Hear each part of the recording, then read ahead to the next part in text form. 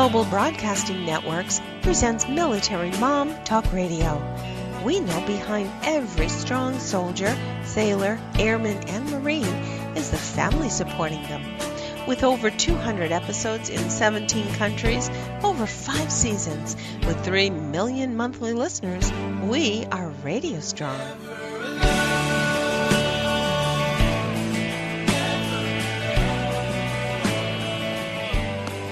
We're here to share resources and experts on topics important to you, the military family. Join us. We've got another great episode starting right now. Here are your hosts, Sandra Beck and Robin Boyd. Hey, military moms, this is Sandra Beck, and I'm here with Robin Boyd. And Rob, we've got another jam-packed show today, and we're going to visit with Rick Johnson later on in the show. He's the best-selling author of That's My Son. I have all of his books, and he wrote this great book called 10 Things Great Dads Do, Strategies for Raising Great Kids. I actually read it because in my household, I am the dad. Well, this is it. And this is something that I do want to talk to him later on in the show about, to share with us, is there are many instances where there is a dad not at home all the time, or maybe not ever. I mean, there are families that are dadless, let alone just having a split family. So there's a lot of complications in our family lives. So it's wonderful we have someone as talented as Rick coming on to help us plow through all of that.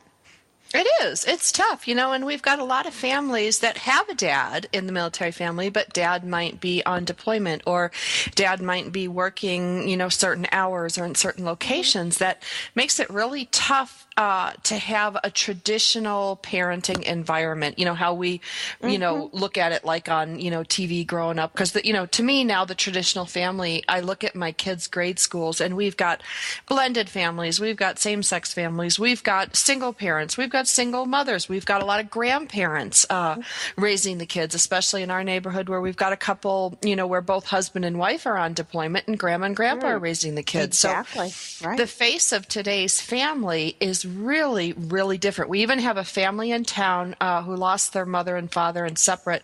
Dad had a heart attack and died. Mom got hit by a car, which is horrible. But the 25-year-old sibling is raising the younger one. So families take every shape you can imagine today. And so that's why having somebody on like Rick Johnson who can talk about these strategies for raising great kids, it's really important, I think. Absolutely important. And sometimes we're just too ingrained with tradition to be able to think a little more outside the box and be able to say, I can have a relationship with my dad while he's deployed. I can have a relationship with my mom that may have done dad-type things. So being able to have those the permission to go outside what we thought was a traditional family life, new traditions, new normals, this is what today's family is. And no family should be sort of framed the same as somebody else. If this is your family profile, this is what you make it work and how you make it successful.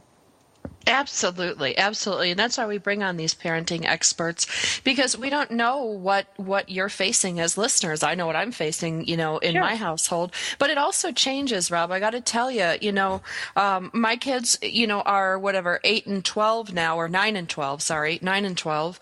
And their needs and my needs and the household needs are so different than they were when we started the show 6 years ago. I mean, I can't even tell you how different it is. Very much so. And obviously things do change. Either there is a divorce, there is a loss, there is somebody else moving in, there is a new, whether it be a step parent or whether it be, like you say, an older sibling now taking over. Think of the dynamic of this family. Who was an older brother, or is whether it's a woman or a man, I'm not sure what you said, but an older brother now all of a sudden taking over as a parental role, that dynamic is completely different. They have a completely different role with those younger children. It is. It is. And I'm really, happy to say, in my family situation, I think of like Coach Pete and Coach Rec. I think about the Meadowlark teachers. That's where my kids go to school. Yeah. Mrs. Woolman, Mrs. Trussell, Mrs. Trevelyan. I'm using their names, Mr. Rowland, because I honor them so much because they have stepped in time and time again when the children lost their stepbrother, when he died, when they got remarried, the father and the girlfriend. And, there's been so many changes in our household. And all these parents and teachers have stepped up to help my kids. It's really been an amazing gift to me. And I sometimes feel guilty because I think my kids get more attention than other kids. Oh, well, I suppose that kind of happens, but I don't think so. I think you might think that, but I'm sure it's not. That's just my middle child coming out. I was the middle, forgotten child. Oh, poor me. I look at my kids today, but I am grateful, through all my family's been through. And I look at the military family going through the same type of things I'm going through.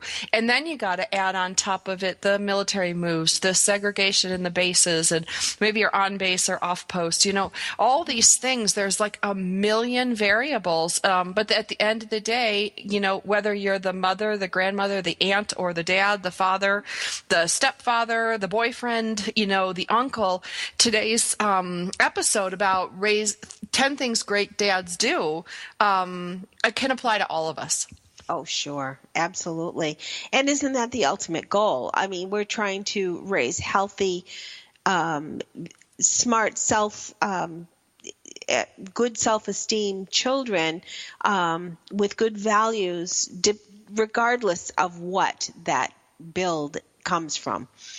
Right, because we've got a generation now of war kids. The current war started when Max was born, in July of 2003, and we're now he's 12 years old. So we've got a whole decade plus of children born during this conflict that's very different than other generations. We really have to go back to really Vietnam in the 60s or, back to World War II or the Korean War to have anything even close to this.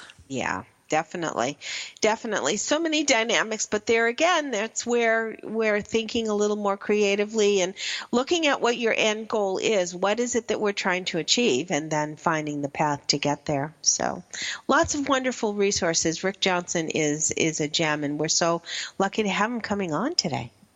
I am. Now you got some housekeeping to do, don't we? We've got some. Well, a little bit. Yeah, just some news across the country kind of thing. I noticed that the TRICARE pharmacy issue is starting on October 1st, that beneficiaries living in the U.S. will be required to fill their maintenance drugs through TRICARE starting October 1st. So that's right around the corner.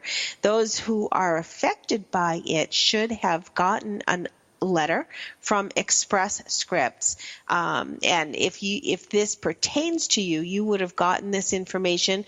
So if you kind of thought it was junk mail or thought that it wasn't necessarily pertinent to you, you should look at it. And this, again, only pertains to people who are getting their maintenance prescriptions through, say, a retail pharmacy like CVS or Rite Aid or the local pharmacy. If you are getting your prescriptions through military treatment facilities, then you're already in where you should be and you should be fine. But it's one of those things that creeps up on you with the start of school and getting kids back into the swing of things for those at the beginning of a year. Sometimes you forget about this kind of prescription drug thing. So you want to make sure if TRICARE affects you that you are taking care of it. Absolutely. Yeah. There was something else that I came across. Have you ever been involved, Sandra, in the extension program through either the 4-H or the universities in your area? No. My mother was. When I was a kid, I remember her traveling, and she used to keep me out of school every so often when she would have an extension meeting, and this was through the University of New Hampshire and 4-H programs, and it's called the Cooperative Extension Program, which is a wonderful adult learning kind of organization. It's not really like a classroom type of thing, but you belong to Cooperative Extension, and you get to go to a lot of different programs throughout your area. And there is a whole section in extension.org that is geared toward military family learnings, the Learning Network seminars. They cover everything from family development to military caregiving, personal finance, nutrition, and wellness. There's a lot of programs. Many of them are free or very, very low cost. And I believe that many of them are virtual, so it's not even a matter of physically having to go. But I wanted people to understand that there are a lot of resources for military families at extension.org, extension.org. How to obtain continuing aid units, for example, a whole chapter on resource books, childcare, coping, healthy recipes, creating new strategies to build trust and credibility. A lot of family enrichment through the extension program. So if you've never heard of cooperative extension, take a look, Google it, and find where cooperative extension programs are in your area. And especially if you've gotten into a new area, you've just moved, you've just had a move, you may want to check out what's in that new area so that you're able to find some cool stuff. Pretty neat. Yeah, it is. It is. Like I say, I can remember going to extension meetings with my mom. She would take me out of school because she kind of was thinking, I'm going to get something very different and very unique. And I remember going and learning how to cane a chair with my mother. That a girl. Better than being caned. Sandra, we've got a break coming up, and on the other side of the break, we're going to meet author and speaker Rick Johnson. He's the founder of Better Dads, whose mission is to influence families with life-changing insights on parenting, marriage, and personal growth. I can't wait to talk to him. I can't wait to meet him, and I'm so anxious for all of you to meet him as well. Be back in a moment.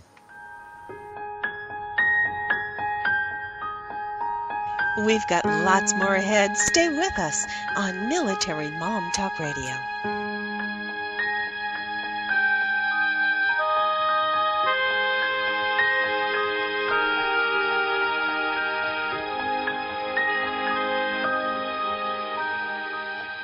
Have you heard? The pages of American Patchwork and Quilting magazine come to life on our new weekly online radio show, American Patchwork and Quilting. Join Pat Sloan, our blogging and quilt designer host, as she talks about the latest trends, ideas, and inspirations.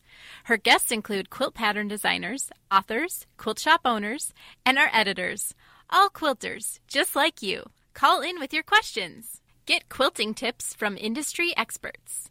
Learn about free patterns. Hear behind-the-scenes stories from our magazines, American Patchwork and Quilting, Quilt Sampler, and Quilts and More. Get the scoop on free stuff and find out more about the best independent quilt shops in North America. To listen to a live show, tune in Monday at 4 p.m. Eastern. Just log on to allpeoplequilt.com/radio. To hear past shows, go to iTunes and search for American Patchwork and Quilting Radio. We hope you'll join us because we know that quilting changes everything. Are you ready to start rocking that woohoo that only you do? Because Lisa Stedman is on a mission. She will dare you, challenge you, enlighten you, provoke, and empower you to bring out that inner woohoo. Lisa is an internationally acclaimed best-selling author. She is a breakup expert, a brand consultant, CEO of Woohoo Inc. and the Woohoo Radio Network. She will show you how to take your boohoo and turn it into woohoo. woohoo, get rebellious, and get real. Get your dreams off the back burner. Get inspired and motivated to take action. Start rocking that woohoo that only you do in love, life, and business. She is going to be here for you every Wednesday at 1 p.m. Central Standard Time. Only here on the Woohoo Radio Network.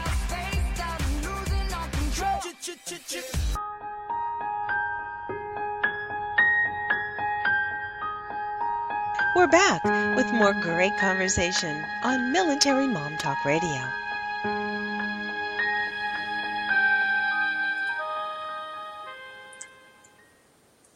Hey ladies, this is Sandra Beck and I'm here with Robin Boyd and we are visiting today with Rick Johnson as promised. His latest book, 10 Things Great Dads Do, Strategies for Raising Great Kids, is really important. He wrote another great book that I have a copy of, That's My Son, which I like, and I think I have That's My Teenage Son. I know I got, at least I think it's That's My Teenage Son, That's My Son. I don't have a daughter, so I never bought That's My Girl, but I do have it might be another one, Stronger Son. I think I'm killing your intro here, Rick. But thank you so much for being here with us today. And can you just read the titles of all of your books? Because I think it's appropriate for our listeners today. They may want to buy any one, or in my case, like 5 out of the 6. Wow, I don't. There's like 11 of them, so I'm not sure. I don't know if I can remember all the titles. But in the background, there's 3 of them there. There's That's My Son. And then there was a sequel to that. That's My Teenage Son. Better Dads, Stronger Sons. Becoming Your Spouse's Better Half, which is a best-selling marriage book. I have a book for women on speaking their husband's language called How to Talk So Your Husband Will Listen and Listen So Your Husband Will Talk. We have the Father-Daughter book, which is Becoming the Dad Your Daughter Needs. What else? I don't know. There's several. More than you probably want to know about. So I'm hoping that everybody heads out to the bookstore and finds these, because so many of what I think I hear parents not complaining about, but being finding a struggle are covered in so many of your titles. Rick, fundamentally, when you look back, say over the last 20 or 30 years, how has parenting changed over the last few years that you see is end? Sure. Well, and I think just from the last generation to this generation, parenting has changed quite a bit. On one hand, we have completely different roles for fathers than we used to have. I mean, even when I was a young father, there was still this common perception that I think a father's main role in life was to provide for his family. And in fact, I remember my wife and I had to lobby pretty hard to get me to be in the delivery room when our children were born. Okay, I mean, I'm not that old. I'm old, but I'm not that old, right? So that's kind of, there's been some significant changes. Now, I think nearly all dads really want to be more involved than maybe their dads or grandfathers were in their children's lives. And the offset to that, I think, is that we find ourselves in a situation where we have a lot of divorce taking place in our culture, and we have a lot of men that have grown up without any or without a positive role model of what a healthy father looks like. And so a lot of young men that I work with today want to be good dads. I think a lot of times they just don't really know what it is that they're supposed to do because they haven't had it modeled for them. And as males, that's how we learn best, is by observing, by having it modeled for us instead of reading about it or somebody telling us about it. So what do you see as the biggest, the military family's a little bit different. They have all the, troubles and tribulations and trials of a traditional family in today's world. But then you throw on top of it the fragmenting of families. They're living far away from relatives. Their dad or mom might be coming back and forth on deployment. They might be moving every 2 years. Sometimes they're moving overseas.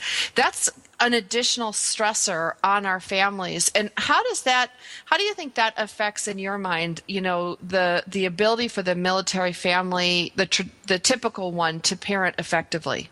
Mm-hmm. Well, obviously it's a huge factor.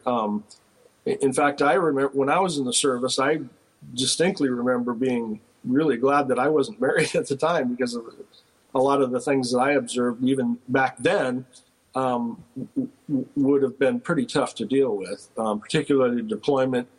You're taking young women out of their families, out of their contacts, their friends, and putting them in environments where they don't know anybody. Then you're sending their husbands off. Significantly difficult. You've got young women that are essentially single mothers for extended periods of time. You combat that with, several years ago, I spent a couple of years working with special forces and their families, and they have 80% divorce rate or whatever the statistics are. They're pretty grim.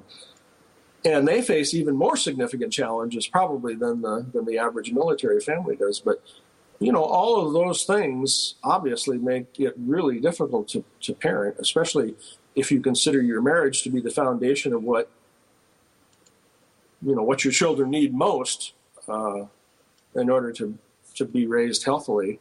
I think that's the key component to being a good parent, is having a good marriage.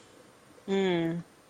Rick, so many times I think when parents are separated for a duration, the person who is at home with the children may have established a routine or whatever.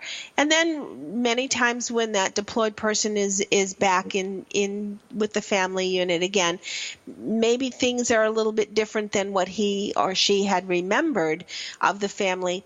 What's your advice for couples to sort of reunite and get back on track? The worst thing you can do is sort of disagree with either a discipline or a permission right in front of the child.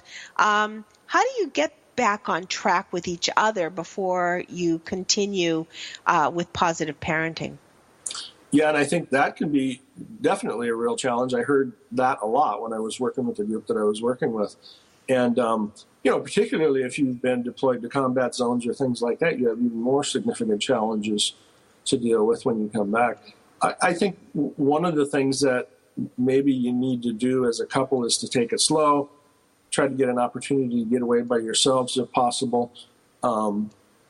Just kind of work through some of these things before you get too involved one way or another. Mom has been, again, essentially a single mom for all this time. She's been used to making all the decisions. Dad maybe has been used to being the leader of the home. He comes home, now he's wanting to tell everybody what to do. And here Mom, again, like you said, she has a routine that seems to be successful. And that can cause a lot of strife and problems. But I think if you can take it slow and anticipate some of these kinds of things, part of the problems that I see with all parents is when we're being reactive instead of proactive about certain situations. So, and that could be just about anything. When we react, we tend to not do very well. But if we can be proactive and anticipate these kinds of things before they happen and have a plan in place to be able to deal with them, it tends to be a little bit easier and a little bit smoother transition. Mm. And it is a challenge. It's quite the challenge, because not only are they dealing with reuniting, there's also some issues in reintegration that are always evident, regardless if they're significant or maybe not as significant. There certainly is the complications. What about you, Rick? When you were growing up, who were the men in your life? Well, and I grew up like probably a lot of guys now in our culture. I grew up in an alcoholic home. My mother was an alcoholic. My stepfather was an alcoholic. Pretty abusive environment, physically, mentally. And so when I grew up, you tend to walk in the footsteps that are modeled for you. I kind of made a lot of bad choices growing up. I didn't really have any. I suppose maybe some sports coaches were the best male role models that I had. It's interesting, though, that one of the things that I see with people who come from those types of environments and successfully overcome them. Almost to a person, they tell me that at some point during their growing up, there was a person or a couple or a family that they were able to observe that modeled for them what a healthy environment looked like. And I think I had, whether they were friends, families, friends, or whatever, I think I was fortunate enough to observe a couple of those kinds of things, which gave me a vision to be able to say, I don't want to live in this way. I don't want to walk in those footsteps. I want to try to emulate this. And so, I was able to overcome some of that stuff, but it was a challenge for me. It was a challenge for me, both as a husband, as a man, as a father, to try to figure out what those roles were, what those looked like, because I hadn't had it modeled for me before. Mm. Did you have siblings? I did. I had 3 step siblings that I was raised with, and then I have 3 step siblings that I wasn't raised with. So you really do have some varying perspectives to bring to the table when you are talking with the families that you are talking. That's a nice way to put it. Yeah. Well, and you asked me about. I was very fortunate to, when I was 24 years old, right after I'd gotten out of the service, to meet my biological father. Oh. And he's a great man. I mean, we have a great relationship over the years. We've developed a very close relationship. And he really, I think, in a quiet, sort of understated way, role modeled for me a lot of the things that I assimilated about what it means to be a man, a husband, a father, those types of things. It's interesting, and I hope that people are open to always learning. I think when you become a dad, you're hoping to be the person that you would want to have had as a dad. And sometimes things change in your life and new influences come in. So I'm hoping that people are open to all of those influences. And you obviously have had such a variation and are bringing such a positive light to all of the things that you have been challenged with. So we're grateful that you're here. We're going to go to a commercial break, Rick. And on the other side of the break, you briefly talked a little bit about maybe men having been leaders, especially if you've been in the military. But I want to talk a little bit about what's the difference between being a leader or being bossy. That can be a very fine line. We're going to be back right after the break with Rick Johnson.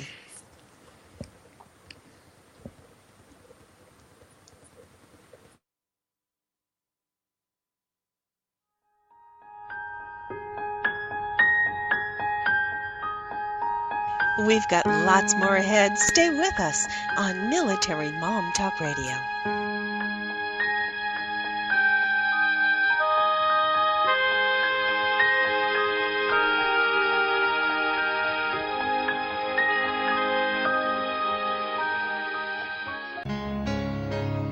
If you could live your life truly standing in a place of peace, joy, and abundance, wouldn't that make your heart soar? Now you can, with Lessons in Joyful Living, with your host, Kimberly Rinaldi, Mondays at noon Central. Kimberly Rinaldi, having created a highly successful coaching practice, now teaches Lessons in Joyful Living. She believes in empowering others and that through it, you have the ability to break through any and all barriers, thus allowing you to reach your greatest potential and joyfully step into your life's purpose. What used to take weeks, months, or even years, she can now teach you in a matter of hours with her programs. For more on Kim and her show, go to her website, KimberlyRinaldi.com. That's RINALDI.com. Then join us for Lessons in Joyful Living with your host, Kimberly Rinaldi.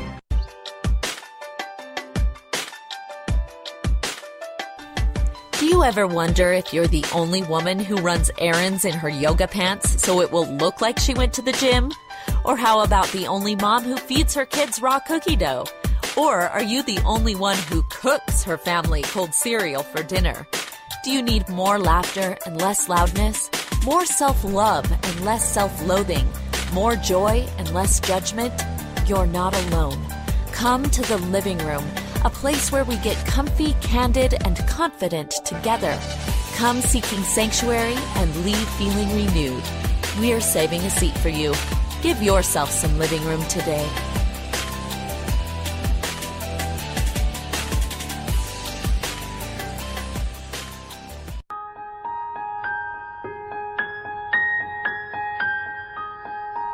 We're back with more great conversation on Military Mom Talk Radio.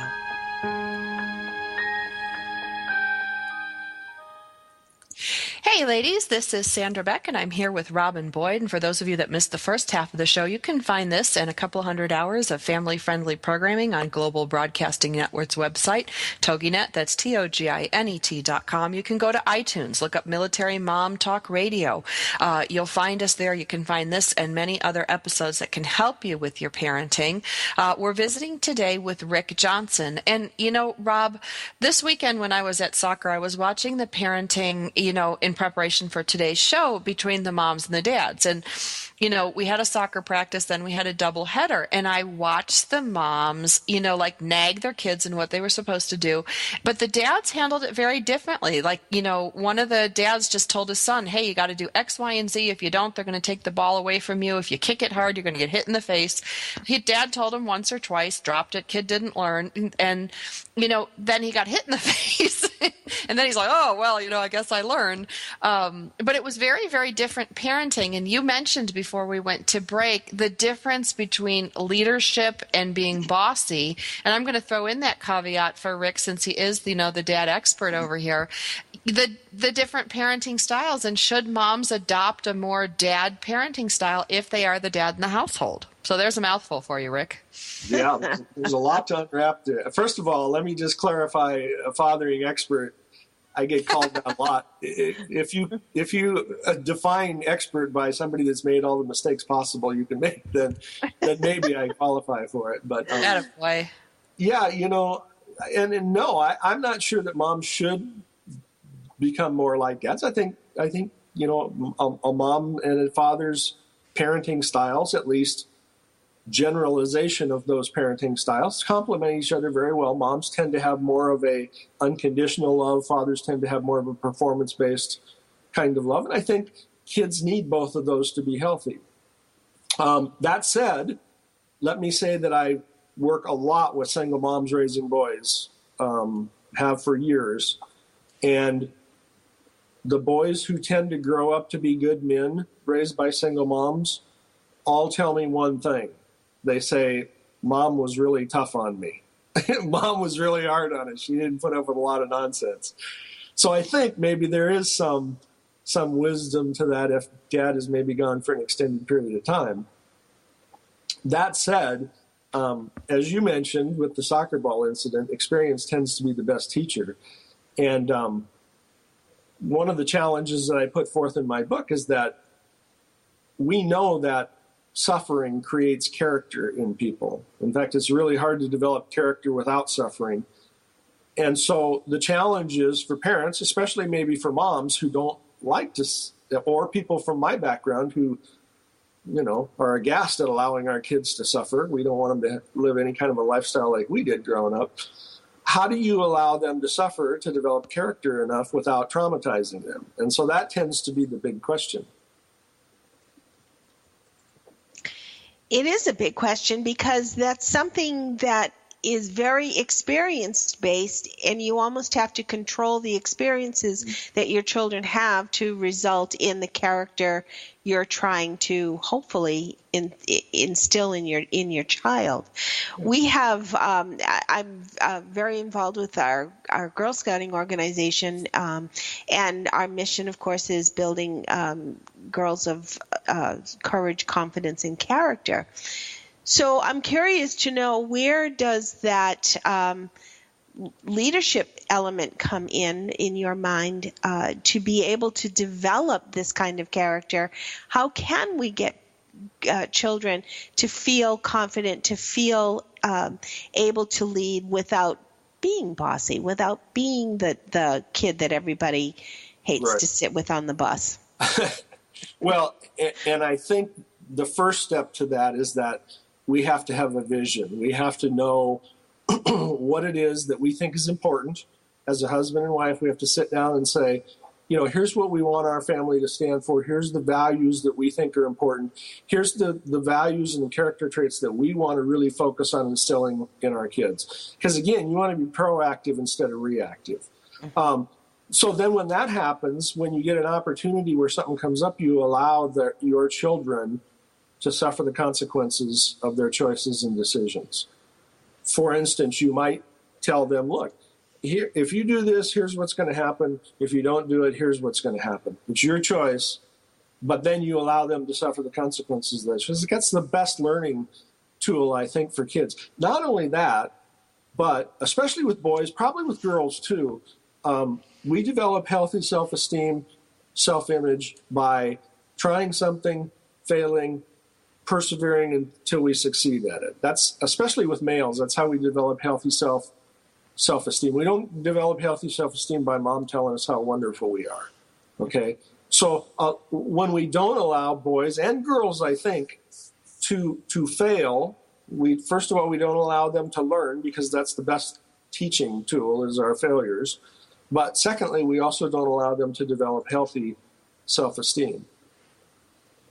Because if we rescue them too much, they fail to learn that. And my wife and I, again, both from very abusive backgrounds growing up, we look back with our kids and we would probably readily admit that we maybe rescued them a little bit too much. We didn't allow them to suffer the consequences of their choices and decisions. And I think it's been somewhat harmful for them as adults.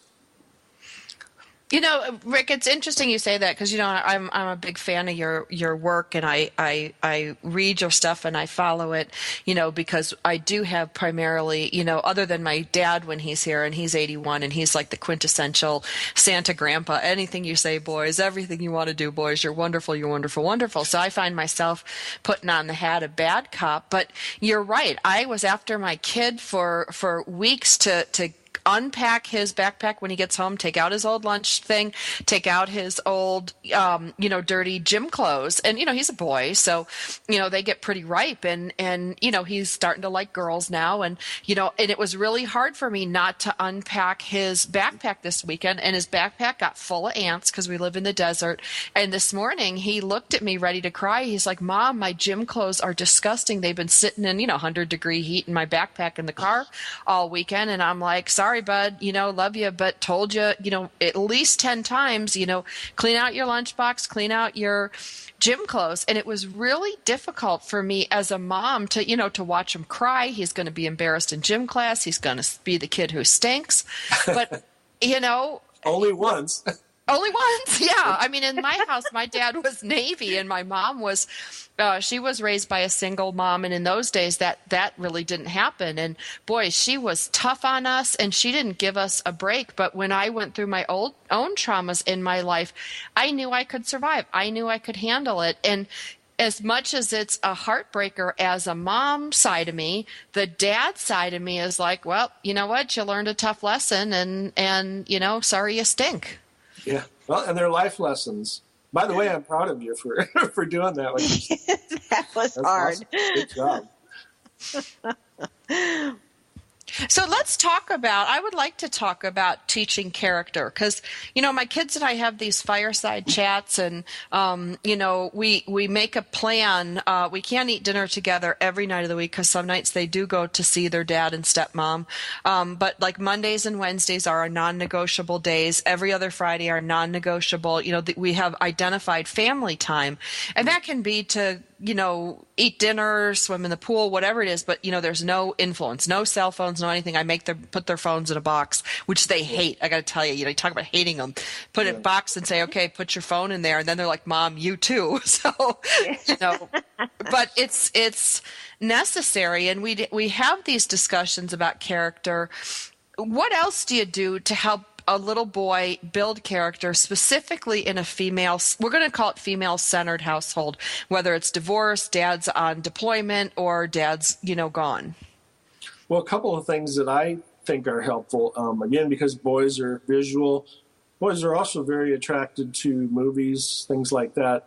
Movies are a great opportunity because they tend to show, examples of some of the best and some of the worst character qualities that men possess. And so, sitting down with your son and watching some of these kinds of movies and saying things like, wow, what kind of character do you think that guy has? Or, that's what a man is like right there. What do you think about that? Those kinds of conversations, I think, can be very helpful for boys. The other side to that is, again, if the dad's deployed is one thing, but maybe if it's a situation where the family is divorced or something like that, it is really imperative for mom to find positive male role models to be in a boy's life. And those can, I think when I talk to single moms and say that, they know that, right? But it's like, where do we find these guys, right? And so, we talk a lot about everything from grandpas to uncles to coaches to male teachers, whatever. But also even neighbors, if the guy down the street's a good man, talk to him and his wife and say, the next time you take your kids to the game, can you ask my boy to go? Or the next time you mow the lawn, can you ask my son to come over and help? It's not being this great wise mentor as much as it is a boy seeing what it means to be a man, how a man thinks, how he acts, how he solves problems, how he faces life. We've only got a couple of minutes before the break, Rick, and I wanted to sort of run by you what I used to do with my kids. We would sit down to watch a TV show, and in between, instead of watching the commercial, I would mute the television, and I would say, what do you think is going to happen? What do you think this person is feeling? Why do you think do you think this little girl is feeling guilty, or do you think the little boy is feeling guilty, and why? And we would use that time for conversation and be able to sort of project what could the outcome be given the circumstances that are in the plot. And it was great for my kids to forecast, to be able to have the ability to say, all right, here's an action. This looks cool right now, but what's the end result going to be if we go this path, and maybe we should choose a different path. Yeah, I think there's a lot of great things in that scenario. It's a great way to teach kids compassion and empathy.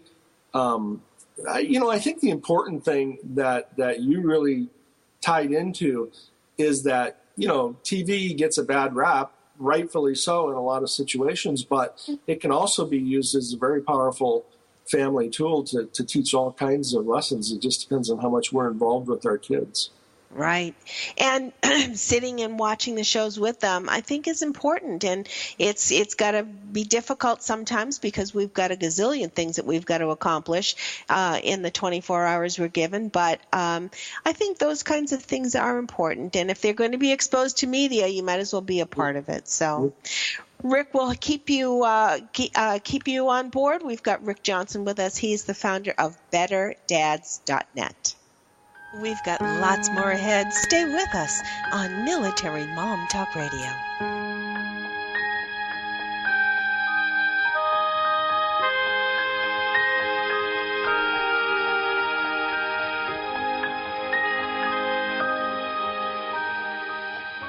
If you're ready for a big change in your work, your career, your happiness, your life, it's time for the $1 Million Mindset with Marla Tabaka. Monday afternoons at 2, 1 Central on TogiNet.com. Marla believes that with the right mindset, anything is possible. Join us as successful life coach Marla Tabaka inspires you and her clients to explore, discover, and live your dreams by developing what she calls the $1 Million Mindset. Marla will inspire you to take action on your dreams and reveal secrets to success that will help you realize your own unique power. Tune into the $1 Million Mindset for heartwarming stories with Marla Tabaka. Learn tips and tricks to building a successful business and unlock the secrets to creating a happier, more balanced life through abundant thinking and attraction power.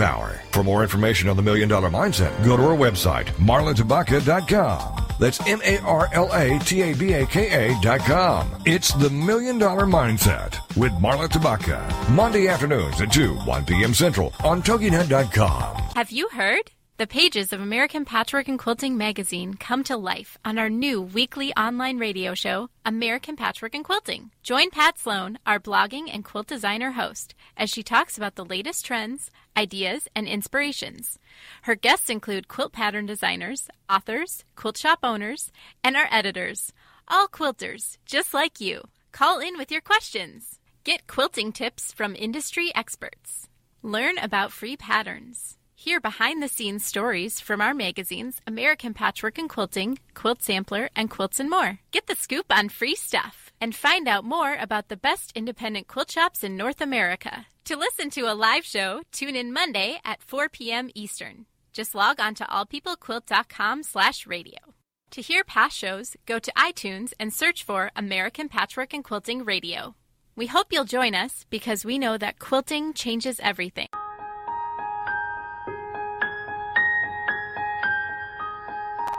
We're back with more great conversation on Military Mom Talk Radio.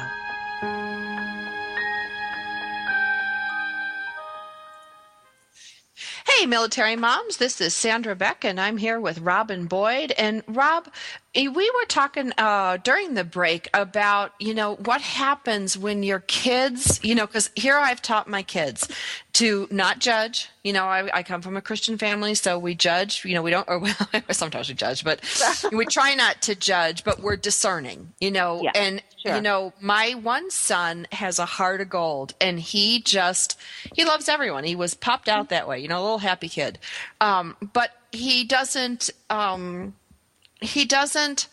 make the best choices sometimes in the friends that I would like him to be with, and he's always trying to include everybody. And as a result, he includes some kids that are real troubled, and he gets involved in things. And I'm not being one of those moms who doesn't recognize her own kid does, bad things at times. They do, I get it. Mm-hmm. But when they choose friends that you wouldn't want them to have or that aren't good influences on them, and yet you've taught them to live with an open heart, be loving and accepting and non-judgmental, where do you go with that? Are you talking to me? Yeah, Rick, Robin, anybody at this point, because it's my health hour. Well, I wasn't sure if you were going. Yeah, go to Rick, because Rick, I had the similar situation. Just to expand that a little bit, I remember when my kids were about Sandra's children's age. There was especially a couple of kids that would come to the house, and you could see the deviousness, or that they would intend to, let's do something, your mom won't see this, or let's see if we can do this without your mom finding out. And of course, the mom with the eyes in the back of her head are going to know that, okay, there's something going on behind my back that I really don't want. That seems very innocent when they're 11 and 12, but you can just look down the road 5 years later when they're 16 and 17 years old, then what kind of events are they going to get themselves involved in, far more serious than whether or not they're going to see whether they stole cookies out of the cookie jar. Yeah, one of the chapters in the book that I talk about is being the gatekeeper of your home, and the importance of that. And, I talk with a lot of parents that are very uncomfortable with dictating or interfering with the friends that their children make. And here's how we kind of looked at it. You wouldn't allow your kids to play with a cabinet full of dangerous medicine or drugs, and you wouldn't allow your kids to hang out with pimps or pushers. But the truth of the matter is there's some kids in your children's school that are apprenticing for those jobs right now. And so we felt it was imperative for us to be involved in the kind of kids that our friends that our children made while they were growing up. And we did that in a number of ways, not overbearingly, hopefully. One of the things that we did is we made sure that we had a pool in the backyard, trampolines, all the things, and that we always invited their friends over to our house. When they came over, they always got fed, usually pizza or something like that. We wanted an environment where our kids were hanging around our home, where we knew what was going on as much as possible. One of you mentioned about your son having a kind heart. Our daughter was like that, and for whatever reason, she seemed to be drawn to only girls who didn't have mothers, which you would think is unusual, and yet she found quite a few of these young women that were raised in those situations. And because of the work that I do, we were able to kind of sit down and talk with her a little bit after having met those people. those girls and explain that, look, statistically, here's what could potentially happen in kids' lives who grow up in these situations. Doesn't mean it's going to always be that way, but it's something just for her to be aware of. The other thing that we wanted to do is we always wanted to meet our kids' friends' parents. That wasn't always really comfortable because a lot of times they were parents that we would never allow our kids to go over to their home. Nonetheless, we wanted to meet them, if nothing else, for our children to have a comparison of us as parents versus their friends as parents and what that looked like. And frankly, there were some times when we just had to say, we're not comfortable with you being friends with that person, and had to deal with it from that perspective. Yeah. As children get older into those teen years, how do you think that kind of approach resonates? Do you think that encourages them to do things behind your back, or do you think that you are giving what your value is in a friend, therefore you would hope that they would model after you in your perspective? Well, certainly as they get older, I don't think forbidding them to do almost anything is probably going to be a very good strategy. Nevertheless, interestingly, a lot of the friends of my daughter who we had talked about what the statistics would say ended up following those exact paths. And so she was able to see, without us even saying anything, without us saying, I told you so or whatever, that maybe mom and dad knew what they were talking about. And it really only took one or two of those for her to, maybe she didn't admit that, we were, great and knew what we were talking about, but I think she still followed along with some of the values that we had said. But, and I think the other thing is not judging them. I mean, I don't know who's mentioned that, but, I think it's important to accept their friends even if we're not approving of them. Because I talked earlier about people from those environments needing to have a positive role model, sometimes an example, and maybe we serve that. Maybe in the bigger picture, we're the only people that they see that there's a normal family, and gives them the vision of what they want to try to achieve when they get older. Well, and one of the things I've been doing, and Rick, I'd love to get your take on this because, any free parenting advice I can get, even if it's on the air, is appreciated. I have sorted my kids' friends, and I've told them this. We've got red light friends, green light friends, and yellow light friends. And, I always want to give a chance for a red light friend to come up to be a green light friend. And because we have certain rules in our household, there is no profanity. There is, you clear your plate, you say please and thank you, you ask before you go in my kitchen to get something. You ask before you turn on the TV. When I say get out of the pool, it means get out of the pool. And I'm real clear when my kids' friends come over. And when the kids are naughty, I'm clear with them. And if they're really naughty, because in a couple of cases, these kids were really naughty, I'm on the phone in a New York minute calling the parents going, you need to come and pick up your child. I'm sorry, this is not appropriate behavior in my house. And, so my kids know that they're green light, red light, yellow light friends. And that if they're going to be over here, they're going to behave, essentially, because it's my house. This isn't I don't like your friends things. This is, I pay for this house. This is where we live. This is our safe place to go. This is our family boundary kind of thing. And I've noticed that the kids then clamor to come over to my house when they've been bounced from the house or they've been kicked out of the house. Sure. Then they want to know, their parents make them call me. They have to apologize to me, not because I have an ego trip, but I need these guys to know, hey, rules exist, whether it's here in the military, in the school, or whatever, because I think people are afraid. Parents are afraid today to enforce any rule. Right. No, and I think that's a great example of being a parent versus being a friend of your children.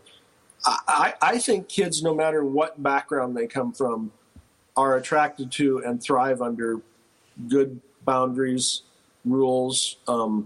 They need that. It makes them feel safe and secure. And so, if we can provide that, maybe that's the only example of that some of these kids are getting in their lives. It's a good thing. I agree wholeheartedly. And I think there's also very room for children to understand that there are different rules in different environments. I mean, if you go to church, you're going to have different rules than you have maybe at school. Similar, yes, but they are going to be different. If you go to this house, this might be permitted, but you go to that house and maybe that's not preferred. And understanding that there are differences, different rules is important.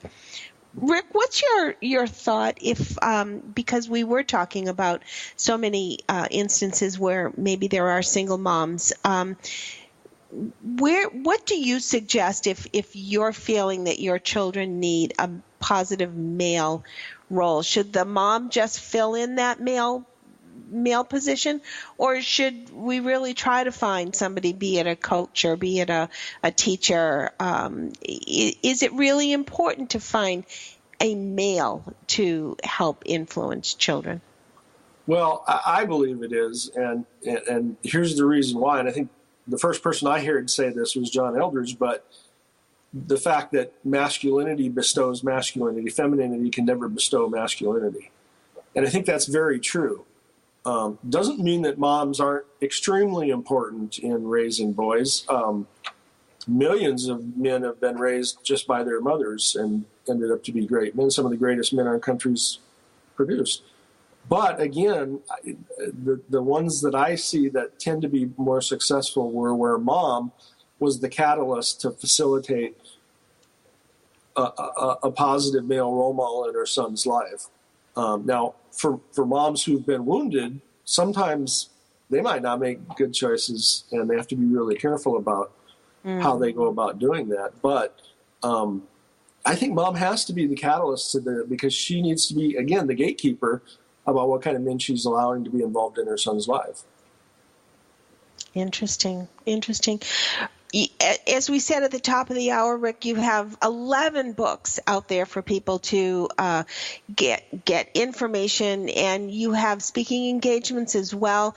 The best place, I'm assuming, is your website. Can you give everybody your website? Right, yeah, betterdads.net.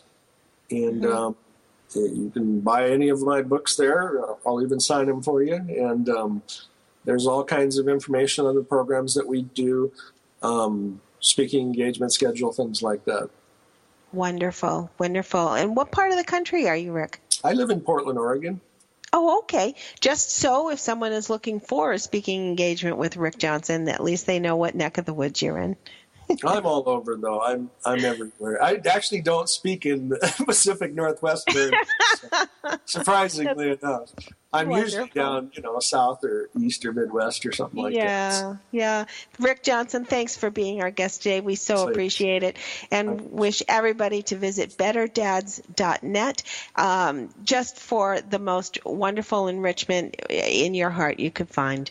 Thanks, Rick, for being with us, and thank you all for being on Military Mom Talk Radio today.